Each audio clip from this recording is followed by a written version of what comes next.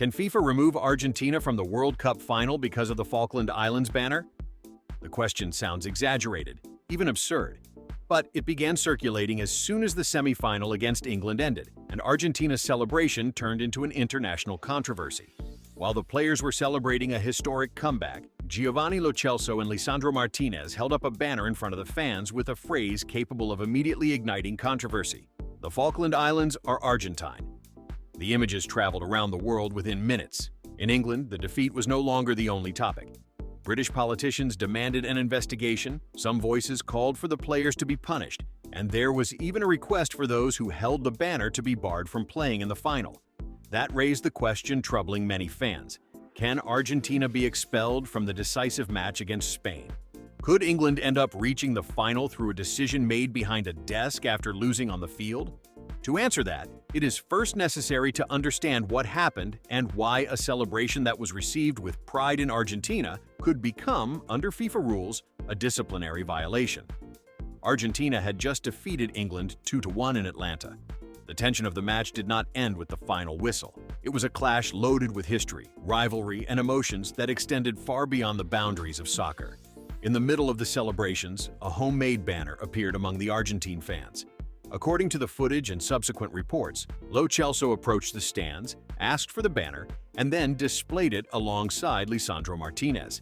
The message was not ambiguous. It was not a song that could be interpreted in different ways or a sporting slogan aimed at the opponent. It was a direct political and territorial claim, and that is where the first problem for Argentina appears. FIFA's Stadium Code of Conduct prohibits banners, flags, clothing, and other items of a political, offensive, or discriminatory nature inside stadiums. Therefore, although for millions of Argentines the claim over the Falkland Islands forms part of the national identity and a historic position upheld by successive governments, FIFA may consider it a political message displayed at an official event. In other words, yes, there is a regulatory basis for a sanction. The controversy grew when the British government decided to intervene. Peter Kyle, the British Secretary of State for Business and Trade, called for the incident to be formally investigated and argued that politics should remain separate from the World Cup. Downing Street backed the request, but the most extreme reaction came from another sector of British politics. Ed Davey, leader of the Liberal Democrats, sent a letter to FIFA President Gianni Infantino and called for the players involved to be disqualified from the final. That demand was enough for some media outlets to begin using words such as expulsion, disqualification, and final in danger. However, a political demand is not the same as a FIFA ruling. The fact that a British political figure is asking for Argentine players to be excluded does not mean the organization has decided to do so. Much less does it mean England has any automatic possibility of taking Argentina's place. So far, the semi-final result remains valid, and Argentina is still officially Spain's opponent in the final. Even so, the situation should not be minimized. FIFA confirmed that its disciplinary committee would evaluate the match reports and the circumstances of the incident before determining whether action should be taken.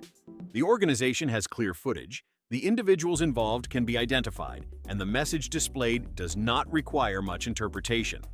The debate is not about whether the banner existed. The debate is about what the punishment should be, and Argentina is already familiar with this territory. In 2014, before a friendly against Slovenia, national team players posed behind a banner bearing exactly the same message: "The Falkland Islands are Argentine."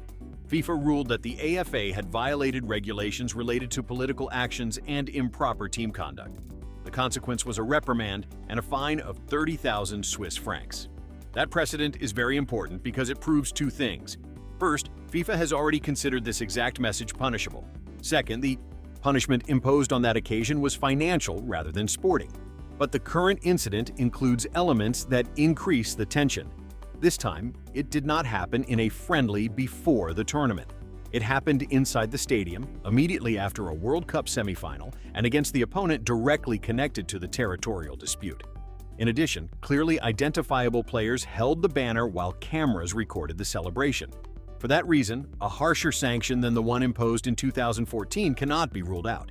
The AFA could receive another fine, possibly a larger one because of repeated conduct or the global scale of the incident. There could also be a formal warning, and in the most severe but still reasonable scenario, the players directly involved could receive individual suspensions. That final possibility is what fuels concern ahead of the final.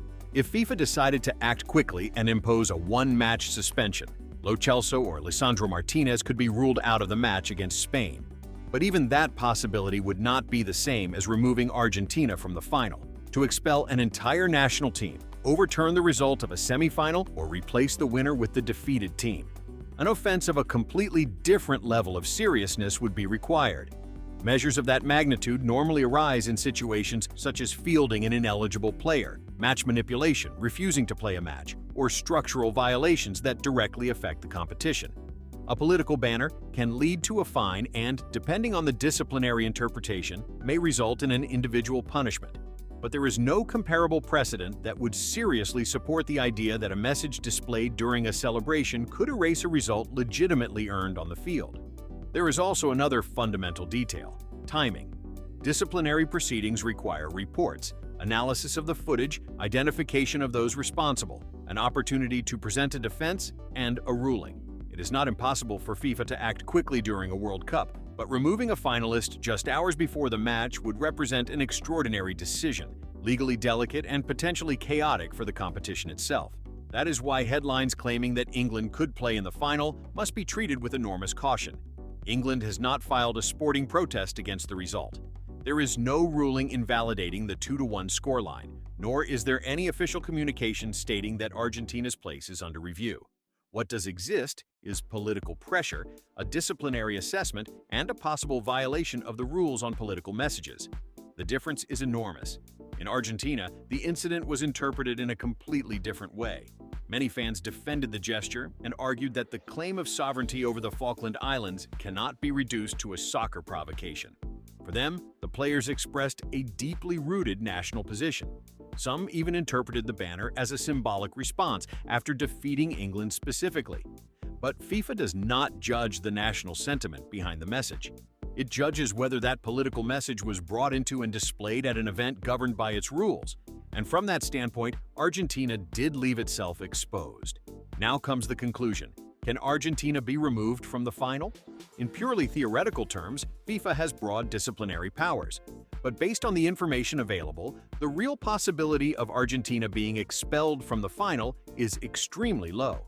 There is no official decision pointing in that direction, there is no equivalent precedent, and the nature of the violation points much more toward a fine, a reprimand, or, at most, a possible individual sanction. The final against Spain is not seriously under threat. The controversy is real, the investigation is real, the possibility of punishment is also real. What is not realistic is imagining that England will be automatically moved into the final or that Argentina's victory will disappear because of a decision made behind a desk. Argentina will probably have to answer to FIFA. The AFA could pay dearly for the gesture, and the players involved could come under scrutiny. But everything indicates that Lionel Scaloni's team will play in the final it earned on the field. The banner ignited a political conflict, provoked British anger, and placed the national team at the center of a global investigation. But barring an unprecedented decision, it will not be enough to take Argentina's place away in the most important match of the tournament. Now, the question is another one. Was the banner a legitimate expression of national identity or an unnecessary provocation that could have put the team at risk before a final?